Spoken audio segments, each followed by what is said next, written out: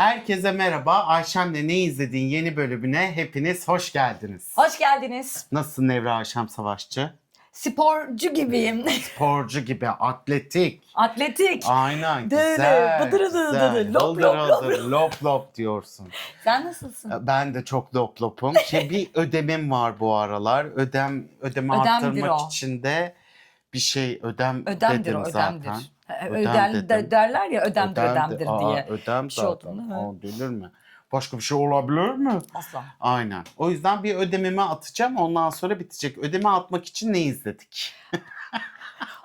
Arkadaşlar biliyorsunuz beyin gücüyle kilo verilebiliyor ki Gıybeti Geldi'nin bir bölümünde bunu işlemiştik. Biz de 10.000 adım atmış gibi yaparak yapmak için 10.000 adım 3. sezonunu izledik. 3. sezon muydu? 3. sezon, Ha, ilk evet. sezon Engin Günaydın'la 3. sezon Bacılar Günü. Aynen, bacıların bir aile dramını ufaktan seyrettik efendim.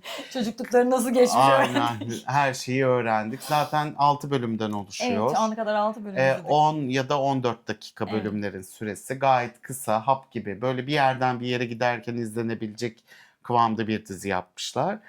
Zaten ilk başta da amaçları oydu.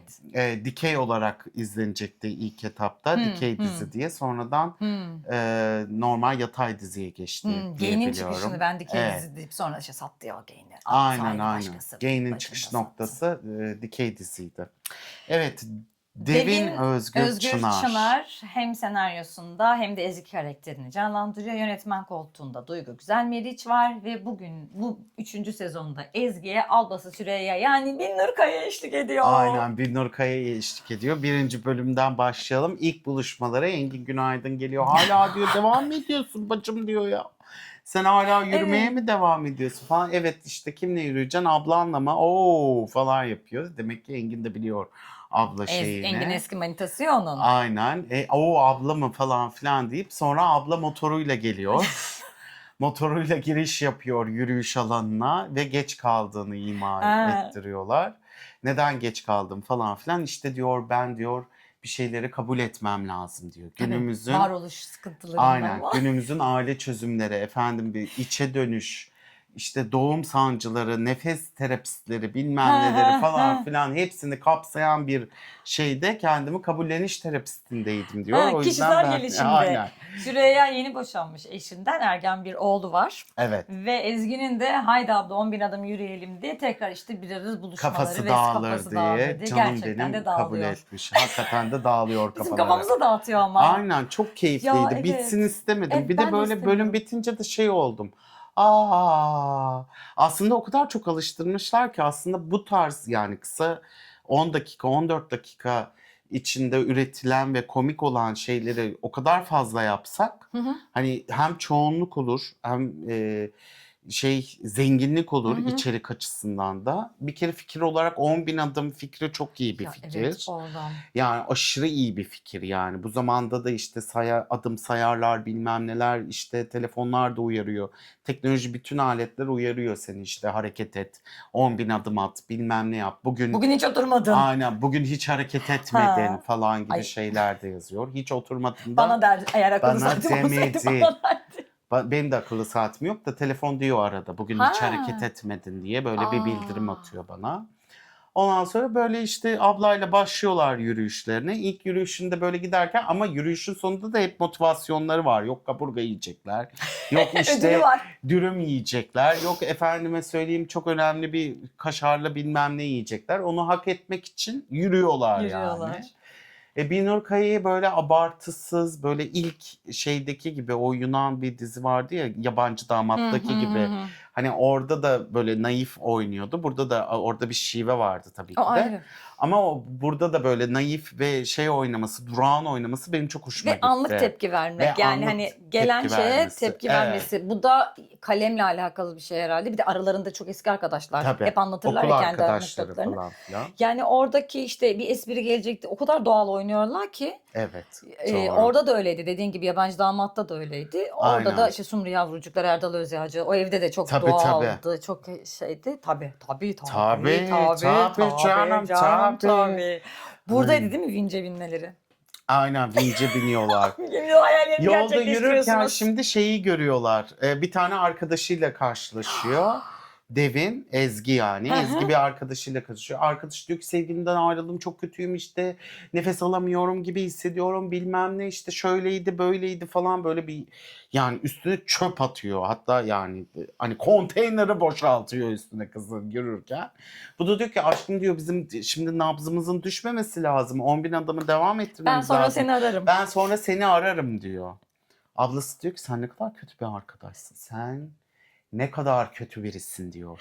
Ben olsam asla seninle Aynen, ben görüşmem. olsam seninle asla görüşmem diyor. Tring, mesaj geliyor. Mesajda diyor ki Allah senin belanı versin. Başlarım 11 adımla. Başlarım senin 10.000 adıma. Ben burada jilet atma raddesindeyim. Sen bana diyorsun ki 10.000 adım 10.000 adım falan diye böyle şey yapıyorlar. Aa diyor ayıp mı ettim? Ayıp ettim. Ayıp etmedim ettim mi? ya. Ama Bilmem benim ne. de işim Ama benim vardı de falan 11 filan adım diye. da benim için önemli diyor. Aynen. Diyor yarım saat sonra yürü ben diyor. Asla kabul etmem diyor. Ne diyor? Olmaz diyor. İlk abla kardeş çatışmalarını görüyoruz Evet böylelikle. orada bir de rotayla gidiyorlar. O Aynen. yedikleri yere, işte yemek yiyecekleri yere gitmeleri Evet, için. gitmeleri Ama için. kentsel dönüşüm. Bu arada kentteki değişiklikleri de anlatılıyor arka planda. Aynen. Yürüyerek çekilen bir dizi. Bir de arka planda da İstanbul'umuzun Kentsel dönüşüm inşaatına denk geliyorlar. Oradan geçmeleri gerekiyor. Harita güncellenmemiş. Ve bunlar geçmek için inşaatçılardan izin istiyorlar ve vinçe biniyorlar arkadaşlar karşı şeye geçebilmek o kadar için. dolaşamayız. 11 adım az Aynen, kaldı. 10.000 10.000 adım. bir olmayacak o iş. Aynen. Bir Nurkaya varsa 10.000 bini olmaz ama yani. Benim 10.000 motivasyonunu adım- çıkartın dışarı. Aynen. Benim yemek motivasyonum var diyor. Bu şekilde de yemek yerine ulaşıyorlar, bitiyor. Sonra Evet, hemen vinçte zıp diye çok bitiyor. tatlılar ya. İkinci bölümde ise şey vardı. İkinci bölümde ne Sokak var? röportajı. Sokak. Sahilde yürüyorlar bu sefer. İkinci bölüm müydü Evet, o? sokak röportajına denk röportajı var. geliyor. Doğru. Bu sefer de Üsküdar'ımızın Güzide, Üsküdar'ımızın kız kulesinin oraya doğru yürüyorlar. Bu aralar biliyorsun sokakta da hani biz de Ha. şey yaparken sen ne diye sarılıyorsun sana sormak istediklerinde? Kolay gelsin iyi mesailer diyorum. Ha ben de benim ekran fobim var diyorum.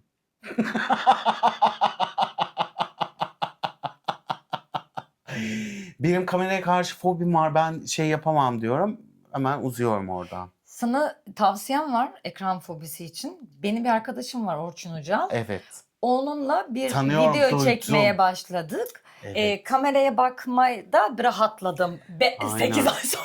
8 ay sonra rahatlamak çok Onunla iyi bir oldu. video ile ilgili çalıştırma İnşallah. yapabilirsin. Duydum, biraz böyle şöyle böyle diyorlar o çocuk için. Ne demek o? Yani Şöyle böyle böyle. çalışkan, çok böyle çok Ha böyle evet ezberi, deli dolu, biraz aklıma deli, gelir, biraz zihni böyle sinir. şey, evet. Yani hayatta kalan. Böyle biraz da azıcık komikmiş dediler. Artık Bilemiyorum. Onu öyle diyorlar. Yolda gelip Şu komedi kocasını dizisinde bir dedi. görmedik be şu çocuğu. Ha? dediler. Yani. Olur mu sen derler. reklamlarda? Gıdı gıdı. Ama reklam da hani çok hap gibi bir şey ya. Ha, Hemen o şey zamanlarda yapılıyor. ama. Sonraki bölümümüzde kapitalist sistemin eleştirisi var. O yüzden ikinci bölümümüzden devam ediyorum. İşte her zamanki olduğu gibi böyle sokak röportajı dönülüyor. İşte ben de yapmak istiyorum hayatımda, işte çok güzel konuşurum kesin. İşte abla hemen böyle hani Süreyya inanılmaz bir Çünkü heyecanla. bir önceki bölümde öğrendik kişisel gelişim. Artık açacağım kendimi. Susmayacağım. Aynen. Ben artık Boşandım, çok tek değiştim. başımayım deyip. Süreyya ablalı böyle olmadı falan. Çok değiştim. Şöyleyim, böyleyim falan filan diyor böyle. İnanılmaz bir şeyde. Motivasyon çok iyi. Motivasyonda. Sonra motivasyonunu şey yapıyor. İşte Adamlar biz de hallediyor. bitirdik sorduk diyor. Gerekli kişiye yap. Olmaz diyor ben de konuşacağım. Ha. Adama kamerayı açtırtıyorlar. Ha, Tekrar evet. konuşuyor. Hayır, ilk önce bir arkadaşıyla karşılaşıyor Ha, ondan evet. önce. Arkadaşıyla karşılaşıyorlar. Ezgi'nin ve ortak arkadaşları. Adam diyor ki bana evlilikle ilgili soru sordular. Ay imza mı almaya geldiniz? Fotoğraf mı çekmeyi istediniz? Adam röportaj yayınlanmadan mükemmel bir havaya girmiş. Hani şöyleydi böyleydi, bir anda şey oldu. O da diyor ki ben de yapmak istiyorum ama evlilikle ilgili ben daha yeni boşandım. Kesin benim konuşacağım bir şeyler vardı diyor. Çocuk da diyor ki biz ahbap olduk. Beni diyor çok sevdi. Hadi diyor gel soralım. Onlar da toparlanıyor böyle. Toparlanıyor, gidecekler yani. Hani artık röportaj, hani mesaisi bitmiş. Kameraman zaten hala eski usul kamera taşıyor falan. Aynen öyle. Şöyle bir şey çıkartın, yapıverin yani röportajı. Şöyle bir şey derken bizim kameradan bahsediyorum, küçük o biraz. Ondan sonra bunlar şey yapıyor, işte adamı ikna ediyorlar falan. Adam bambaşka bir şey soruyor. Loğusalıkla ilgili bir şey soruyor yani. Loğusalıkta bilmem ne bilmem nedir falan. Böyle şoka giriyorlar falan. İşte bunu sen beni utandırıyorsun, bana evlilikle ilgili soru sordun. İşte evlilikle ilgili soru Evet, soracaksın falan filan. Ay, Beni rezil ettin. Ben bunlara işte böyle bir söz verdim. Bunlar yakınca arkadaşım falan. Artık sunucu böyle şey oluyor, röportaj yapan kişi. Ya kardeşim ne istersem onu sorarım artık. Çek git diyor yani buradan. İstemiyorum, yapmayacağım röportaj falan. Sonra Süreyya abla diyor ki, diyor böldün diyor, ben ne güzel konuşacaktım diyor, beni diyor baltalayamazsın diyor. Çek git buradan be diyor, manyak mıdır nedir diyor, beni diyor önümü kesemezsin diyor. Böyle bir kaosa düşüyorlar. Sonra adam trip atıyor ve gidiyor ve berbat bir cevap veriyor. Hiç veremiyor. Aynen. Sürekli konuşamadım diyor. Çıkarken bakışları çok güzel değil mi? aynen. Çıkarken Ezgi'ye diyor ya gerizekalı gerdi beni, doğru düzgün de Konuşamadık konuşamadım ya. diyor. Öf be falan yapıyor böyle. Ezgi de diyor ki salak adam işte falan filan. O öbürsü de ona şey diyor, zaten bizle artık konuşmayacak. Aman konuşmasın, kim görsün onun yüzünü. Şeytan görsün onun yüzünü diye böyle iteliyor. Gayet de tatlı bir Tatlı aslında bölümdü çok ya. tatlı bir bölümdü Ama yani. onun yani şey... Ben ikinci bölümde çok güldüm. Tabii canım, o kamera gelenleri var ya, hani Üsküdar'da da görüyoruz ya, tam geri yani gerçekten. Beşiktaş'ta bu kadar kameralara kuyruk olanları görmedim ama Üsküdar'da ne bileyim inip karşıya geçtiğinde o caminin neydi o, Mihribah Sultan Camii'nin önü ya da Marmara işte metro, oradaki giriş çıkışlarda gerçekten insanlar ne konuşuyor? Taksim amcası var ya, gerçekten Eminönü'nde de öyle. Eminönü'nde de millet ben gitmiyorum şey ama. yapıyor böyle Auraya, daire doğru. içine alıyorlar yani röportaj yapanları. Gerçekten yerinde ve hakikaten o gibi. Ben de Hakikaten söyleyeceklerim var, öyle. bitmedi. Vallahi hakikaten çok ilginç. Üçüncü bölüme geçiyoruz sonra. Üçüncü bölüm bölümde büyük bir bir ergen şeyle. annesi. Aynen. Bir ergen annesi şey yapıyoruz. Bizim gene Süreyya'mız, canımız ciğerimiz. Canımız ciğerimiz oldu. Ama İkinci bölümde aldı beni Süreyya. Hani ilk bölümdeydi, ikinci bölümde beni aldı. Canım ciğerim dedim. Sonra dedim ki Ezgi dedim biraz donuk. olur mu? Oradaki tartışmalar da çok tatlılar. Ezgi zaten ablasını keşfediyor ya, boşandıktan Aynen. sonraki ablasını keşfetme, sonra ablasını tanıma ve onunla birlikte Yol alma. yol alma hikayesi. Ve bir kere de demiş 10.000 adım atalım diye. Ondan da geri atamıyor bacım. Bugünkü Geri atamadığı motivasyonumuz için ne? aynen bugünkü motivasyonumuz Ne ne yiyeceğiz? diye çıkıyorlar sürekli. Ve sürekli bir yemekle imtihan Evet ya. ediliyor. Şeye gidiyorlar işte 3. bölümde Süreyya bütün eski kıyafetleri, işte adamın almadığı kıyafetleri falan bir torba haline getiriyor. Maçka Parkı'nda. Maçka Parkı bence orası diye düşünüyorum ben. Ya Maçka Parkı'na Park çok yokuş var ama benzettim. şey Böyle biraz zannettim ya. yokuştan çıkıyorlar falan filan. Maçka'nın 2 parkı var ya, diğer parkı gibi Aha, düşündüm ben. doğrudur. Hani üstündeki bir sanat kafe mi ne var, reklam değildir. Yukarıda Hani mı? onun şeyi, Aşağı, evet galiba tamam, orası. anladım. Olabilir. Harbiye'ye yakın olan yer. Yani. Olabilir. Neyse oy noktasına önemi kadar yok. şey verdim. Ne önemi var, doğru. Gezi Parkı da olabilirdi. Parkımız var Var Gezi. çünkü. Bir tane zor tuttuğumuz. Neyse şeye gittik. Bunlar gidiyor işte Parkta Süreyya. yaşayan, dışarı sokakta yaşamayı tercih eden bir adama veriyor kıyafetleri. Aynen. Sokakta yaşayan birine veriyor kıyafetleri ve sokakta yaşayan biri de işte alıyor falan. Sonra oğlu arıyor bunu tam yürüyüşe. Sen benim en sevdiğim tişörtü nasıl verirsin? O limited edition tişörtü, ben onu bir daha nerede bulacağım bilmem ne diye. Kadına böyle ergen enerjisi ve ergen siniriyle saldırıyor. Saldırdıktan sonra da bunlar da diyor ki ay diyor hadi gidelim isteyek diyor. Ezgi İsteyenin diyor bir ki yüzü. yalnız ayıp olmaz mı diyor verdiğin şeyi geri almak. Bir daha da alamayacağız galiba belli ki falan filan. O da diyor ki baksana hani az üretilmiş. Neyse Erdem Şen Ocak oynuyor. Sokakta yaşayan şeyimizi. Sokakta yaşayan adamımız bir kahve gurmesi. Evet ya. Mokopotunu almış, güzel bir espresso demlemiş. Güzel çikolata tatları bilmem ne Evet. karamel tatları falan filan diye bir de kahve ikram etmeye çalışıyor. Evet, bir de Onu onu şey da şey yapıyor yapıyor. yalnız, bu çekirdekler sömürüsüz kahve. Aynen. Sömürüsüz kahve. Eğer Ben ona insanların göre- bazı şeyler için bazı şeyler yapmasını onaylamıyorum falan diye anlatıyor. Aynen bayağı bir felsefe yapıyor orada hani Evet. ben de sokakta yaşayan için. Bunlar da şeyini İkna söylüyorlar. etmeye çalışıyorlar mevzuyu. Aynen diyorlar ki hani böyle böyle kardeş durumumuz budur. Hani şey yapalım falan. Ergendir o, siz de bilirsiniz, ben yanlışlıkla yapmışım. Anne ben ne bileyim giymediğini. Ne bileyim limited edition olduğunu. Ezgi de çıkıyor yani seri yürüdüm. Hanımefendi biliyoruz biz limited edition ne demek. Ya dışarıda yaşıyoruz ya böyle bir şey değil diyor. Aynen. Siz yani bana bütün vicdanınızı rahatlatmak için verdiğiniz kıyafetlerden şimdi geri mi istiyorsunuz Tabii diye tabii, oradan orada. da vuruyor böyle bir entelektüel bir şekilde konuşarak. Ondan sonra bunlar da işte şey diyor. Adam da en sonunda ikna ederken şey diyor. Tamam diyor, hamamda diyor. Ben diyor orada bıraktım diyor onu diyor. Şey Çünkü giderim, yapmadım da. İşte kirli kıyafetimle hamamdan da temiz kıyafetlerimi giyer çıkarım diyor. Aynen. Ondan sonra bunlar da diyor ki iyi tamam biz hamama gidelim diyor. Yalnız şurada diyor ama diyor ben de geleceğim diyor. Siz hiç rahatsız olmayın evinizde huzurlu bir şekilde. Hayır diyor ben de geleceğim. Yalnız diyor şuraları toplamama yardım edin diyor. Çünkü Bir de diyor o ben kahve adam. yanımda taşıyorum diyor. Market arabası. Aynen market arabasına bunun yatağını döşeğini möşeğini işte bir tane de kurt ayısı var ayıcı. Ondan sonra onu falan alıyor peluş bir tane. Onu alıyorlar falan gidiyorlar böyle hamama doğru. Ama şimdi bu çocuğa da yani Erdem'in canlandırdığı karaktere de o kadar yalakalık yapmak durumundalar ki tişört alabilmek için. Evet. Ne kadar enteresan diyor sürekli Süreyya Binur Kaya. Çok ilginç böyle şeyler. Ben bilmiyordum. Ezgi böyle bakıyor. Ne yapıyor Arabayı abla? azıcık ben de kullanayım falan filan Dedi bu diyor. market arabası nereden buldun? Marketten. Marketten abi nereden bulacağım? Ay Süreyya'nın sınırsızca. Aynen yalakalık Aklına ne geldiyse yapması. söylüyor olması. Çünkü çocuğundan vazgeçemez şu an falan gibi bir modda.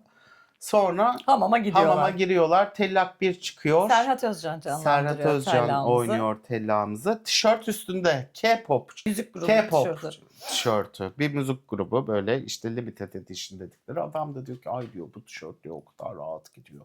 Ben şimdi bir tane diyor kese atıyorum diyor. Mesela cıbılım diyor üstüme bunu giyiyorum diyor. Azıcık diyor sıcak tutuyor diyor. Rüzgar da esmiyor bir sigaramı içiyorum bir rahatlıyorum bir ayaklarımı uzatıyorum diyor. Vallahi diyor Allah razı olsun diyor senden. Pazarlamaya başlıyor tişörtü. Aynen bu diyor ben bu tişörtü çok beğendim falan filan. Kadın da diyor ki yalnız diyor o hani benim oğlumun tişörtü böyle bir durumumuz var. Hani şöyle oldu böyle oldu falan filan diyor. Ama diyor ben tişörtü çok ama sevdiniz ama işte benim oğlum hani çok şey yapıyor ergendir bilirsiniz falan ikna etme şeyine gidiyor. Adam verecek tişörtü. Aynen verecek tişörtü tamam diyor. Yalnız diyor Erdem. Erdem diyor ki o tişört benim. Abi Ben buraya bıraktım diyor. Mülkiyet kavramını reddedip kadınlara bir tişörtünden üzerinden var olmama lafları atan biri hamama geldi. Hamama geldiğinde Onların işler değil değişiyor. ben verdim size değil. Aynen. Mülkiyet Bana vermeniz benim bu gerekiyor. benim. Bana vermeniz gerekiyor diyor. Orada bir kavga çıkıyor falan filan. Sonra diyor ki peki diyor tişört istemek için bir şey istiyorsunuz Kaç o para zaman. verelim? Kaç para verelim? Ben falan. para kabul etmiyorum. Ben para kabul etmem diyor. Bunlar kapitalist oyunlardır diyor. Sonra şeyde anlaşıyorlar. 3 kese, 3 Masaj. masaj. 3, 2 falan diye kazarlar. 3'e indiriyorlar. Damaya girer. Aynen. Sonra tişört alıyorlar gidiyorlar bizim Yolda da o ikilimiz. kadar şey ki. Ay diyor hamamcı iyi adam da. Aynen. Diğeri. Diğeri. Hiç anlaşamadık. Hiç anlaşamadık Ya da onun diye. dedikodusunu Aynen. yapmaya başlıyorlar. Ama ne yapsınlar o Haklılar. daha büyük mü malzeme yani. İnanılmaz bir malzeme. Sonra bu bölümümüzü de bitiriyoruz. Böyle 4. bitiyor. bölümümüze geliyoruz. 4. bölümde Ezgi'nin bir manitası var. 4. bölüm açıldığında Ay. Ezgi ve ablası Süreyya yolda yürürken Ezgi diyor ki ne kadar devam ediyor ilişkiniz şöyle diyor. Ezgi diyor ki ya diyor, ama diyor çok düşkün diyor. Beni arıyor soruyor diyor. Bir şey istediğimde onun en iyisi odur diyor. Bana getiriyor. Yani diyor işte ne güzel kızım diyor. Böyle bir adam birini bulmak zor mu bu dönemde? Ama diyor bir tuhaflık var diyor. Sen alışmadın falan. Yani orada reklamlarını yapıyor sevgilisinin. Tabii canım. Sonra sevgilisi de onları yürüyüşe çıktıklarında köşede buluşuyorlar. Aynen. Ablasıyla tanışıyor. Süreyya bilmem ne. Burayı canlandıran, Ezgi'nin sevgilisini canlandıran kişi de Gürgen Öz. Gürgen Öz böyle yapıyor. Hadi diyor ısınalım diyor. Yalnız diyor biz yürüyerek geldik ya diyor. Hayır diyor ısınmadan olmaz. Ayrıca ısınmanın yeri ve zamanı yoktur. Isınmalıyız falan diyor. Bunları böyle bir hareketler yaptırıyor. Aerobik hareket. Köprüdeler böyle. Aerobik hareketler yapıyor. Bu da adamın bir yemek var. O yemeğin o yemeğe ismini gitti. hatırlamıyorum. Yöresel bir yerde yemek Yöresel bir yerde yediriyorlar. en iyi yapan da burasıymış. Diyor abla Süreyya diyor ki ben de çok iyi yaparım. Yoğurtla yaparım diyor. O da diyor ki Evet, diyor yoğurt. olmaz. Olmaz diyor sen Adam, diyor. adam her bokolog misin? bu arada. Evet. Her şeyin her bokunu Hemşire. bilen bir insan. Kendisi. Hemşire, sağlık. Ay sağlıkçı kendisi. Sen de doktor yarısı sayılırsın diyorlar ya. Sen de doktor yarısı sayılırsın hayatım, öyle deme. Tabii ki de falan, sen sen bileceksin biliyorsun. falan. Metabolizma nasıl hızlanır, bilmem ne nasıl Kahve yapılır, nerede içilir, orada ne kahve yapılır, her bir akşam boku nasıl biliyor. yapılır. Ay, Sonra gerçekten bunlar kafam böyle yoruyor. yürüyorlar ve adam yani artık böyle Yoruyor. kansı yoruyor yani. Beynen çok yoruyor. Sonra bunlar yürürken şeyi görüyorlar. Mekana giriyorlar o geleneksel Türk şeyine. Eski sevgilisini görüyor çocuk. Evet. Eski sevgilim benim ona öğrettiğim yere gelmiş. Gelemez buraya, onu ben öğrettim. benim, falan. o Burası kadar benim falan. şey ki, Mülkiyetçi burada da tam bir şey. manyak. O benim öğrettiğim yerlere gidemez. Ay. Aynen, morali bozuluyor, çöküyor, selam vermeden gidiyor Mıntıkam benim falan. mıntıkam, benim mıntıkam. Ay, kızlara böyle bağırınıyor bilmem ne falan filan, işte şöyle olacak da. Neyse diyor, üzülmeyin. Sahilde diyor bir tane çok ünlü bir dürümcü var, kebapçı var diyor. Oraya gideceğiz diyor şimdi biz diyor. O Ama adam kebapçıdan yemiyor. yemek yiyeceğiz diyor. Gidiyorlar oraya. Adam kebapçıya o kadar çok yalnız bu böyle yapılır, şöyle yapılır. Şu şöyledir, bu böyledir falan filan diye gene böyle kebapçı ayar oluyor. Kardeşim diyor, biliyorsan sen sat, o zaman diyor sen yap da yiyelim diyor. O da diyor ki yok canım diyor, hani olması gereken budur ama sen de çok iyi yapıyorsun. Sen de fena değilsin işinde diyor. En Abi sonunda gerçekten. kebapçı diyor ki sana yok diyor, zırnık yok diyor. Sana hiçbir şey Evet. vermeyeceğim, yemeyeceksin ulan sen diyor. Kızlara da böyle yapıyor. Kızlar siz ne yiyeceksiniz? Size şey yapalım, hanımlarınkini alalım diyor. Kızlar böyle yani, Gürgen böyle şey yapıyor. Siz yiyin canım. Siz yiyin, tamam. Ya ben Onun o yemesem suratı de var olur. ya. Ben burada beklerim falan Ne? filan diyor böyle. Kızlar da biz de çok acıktık ama sana ayıp olmaz. Bir de motivasyonumuz hani bu şekildeydi. Yani karnımızda zil çalıyor. Zaten Başka adam bir yere artık de silmişler gidemeyiz falan hayatlarından. filan. Aynen. Bu mevzudan Adamlar sonra. kusmuşlar falan. Sevgili yolda tanıyacaksın. Bak 10.000 adımda bile tanıyor biliyor musun? Aynen, İlla 10.000 tatile gerek adımda. yokmuş. Senin öyle bir kahveci şeyin vardı hatırlarsan. 10.000 adımda tanıdın sen de. Çok şükür. Neyse arada kendi Ayşem'e de bir hatırlatma geçtim. Sonra bunlar böyle şey oluyor, bozuluyor bilmem ne. Sonra orada iki tane adam var. İki tane adam da böyle şey tartışıyorlar falan aynı zamanda. Bunlar dürümlerini alıyorlar, oturuyorlar da buraya. O da kayalıkların orada oturmuş yalnızlıktan böyle şey izliyor ve karnı da aç, bakıyor nasıl yiyorlar diye, kedi ciğere bakar gibi. Yiyorlar kızlar da. Veremiyorlar da dürümcü veremiyor, bakıyor aynen. bakar diye. Bence de istemiyorlar vermek. Sonra Ezgi artık dayanamıyor. Gidiyor diyor ki hayatım yemek ister misin diyor. Hayır diyor, yemem falan filan diyor. Ezgi böyle yapıyor. Ayıp olmasın, biz artık yürüyerek yiyelim bunu diyor. Ama bırakmıyorlar kesinlikle yemeği. Yemeği bırakmak gibi bir şey yok. O da diyor ki ayıp mı olur ya diyor. Hadi diyor gidelim o zaman diyor. Tamam diyor. Öyle bitiyor bölüm. Bitiyor bölüm ya, yemin ediyorum gerçekten insanların sınırlarını ve sinirlerini zorlayan bir karakter Aynen. vardı burada. Neyse bir yaptık ettik sonra bu arada Ezgi emlakçı. Evet. Emlakçı olduğu için ablasıyla birlikte satış yapacakları, satışa çıkartacakları evin yanına gitmek, Bina. koskoca bina, tarihi binaya gidiyor ablası. Öyle biraz bir garip adam, neyse. O binayla işte Dün ailesiymiş. imzalamak istemedi. Binada imzalamak istedi. Çünkü geçmişiyle vedalaşacak dedi. Ve Taksim'deler bu sefer. Taksim'de gidiyorlar ablasıyla. Adam binada karşılıyor. Adam eve sokuyor, işte sülale fotoğrafını gösteriyor. Diyor ki bu halam, bu bilmem kim, bu bana bunu yaptı, şu bana şunu yaptı, şu bana neler etti, bu bana şey yaptı falan filan. Bunların çocukluğumdan beri nefret ettim bunlardan diyor. Artık Evet. diyor satıp Olay kurtulacağım nereden diyor. geliyor? Piyanodan mı, musikiden mi, bir şeyden geliyor. Adam musikiye gitmek istiyormuş. Kahve içerken konuşuyorlar Ailesi onu. de buna engel olmuş. Binnur diyor ki halledersiniz, bu yaştan sonra olacak. Rezil mi olayım? Onlar bunu istedi değil mi, dönüyor. Siz benim bu yaşta yapmamı istediniz ki bu yaşta gidip şarkı söylemeye çalışıp rezil olayım değil mi diye. Her şeyi ailesinin sebep olduğunu söylüyor. Ya ailesiyle ilgili o kadar çok şey açıyor ki Binnur en sonunda ya ailenizle böyle yüzleşmeniz sizi rahatlatıyor mu diye başka bir kanal açıyor. Sonra da o müziki üstüne geliyor. İşte bunlar istemedi. Ben burayı dönüştüreceğim, ben burayı müzik okulu yapacağım. Başka bir şeye evleteceğim falan filan diye Ezgi diyor ki bağırıyor böyle. vedalaşıyorduk ama yani şunu da alırsanız isterseniz falan diye adama veriyor sürekli sözleşmeyi. Aynen. Yaparsanız sözleşmeyi. Bir dakika ya diyor Ezgi. Bir dakika adam evet kendi kişisel gelişimci ya. Aynen, kişisel gelişimde Ondan önce bana şöyle bir şey var. yapıyor. Geçen bulaşık lavabo temizlerken pompayla ilgili hikaye içindekini dökmek gerekiyor diyor. Ha evet. Lavabo temizlerken diyor biz diyor arada bir şey yapardık. İşte tuz ruhu Bu neyse bölüm bir şey gene yaparız karıştı. diyor. Onda yapıyor ama. Evet evet, doğru. İçindekini. Başında Taksim'de yürürken öyle bir şey söylüyor. Ben buldum diyor. Pompayla takır takır takır takır pompayla açtıktan sonra diyor içindeki bütün pislikler boşalıyor ve artık şey diyor lavabo çalışıyor. Ben lavabo temizlerken bunu aydım diyor. Oğlumda da diyor benden gizliyor duygularını ne hissediyor. Ben de ona diyor pompalama sistemiyle yapacağım diyor. Pompayla yapacağım falan diyor. Bırak diyor adam içindekileri boşalsın pompalama sistemi deyip ev satacak sözleşme imzalayacak olan mülk sahibine de bunları söylüyor. Bırak diyor Ezgi'yi pompalamayla vesaireyle. Aynen. Adam işten vazgeçince diyor öde benim paramı o zaman diyor. Ben diyor satış yapamadım zaten işler zor gidiyor. Ha pompalama gidelimci o zaman deyip. İnanılmazlar ya. İnanılmazlar yani. Sonra da adam orayı müzik okuluna çevirmeye çalışıyor. Müzik okuluna çevirdikten işte böyle Kelime yapacağım, niyetine. bilmem ne yapacağım. Satıştan vazgeçtim diyor, çıkıyor gidiyor adam. Gidiyor. Ezgi de bakıyor, abla iyi ki açtın aile şeyini. Yani milyarlarımdan oldum, paramdan oldum. Param artık şey yapmayacak diyor. Bu bölümde böyle bitiyor. Aşırı iyi ya. Son bölüme geliyoruz. 6. bölüm. Evet.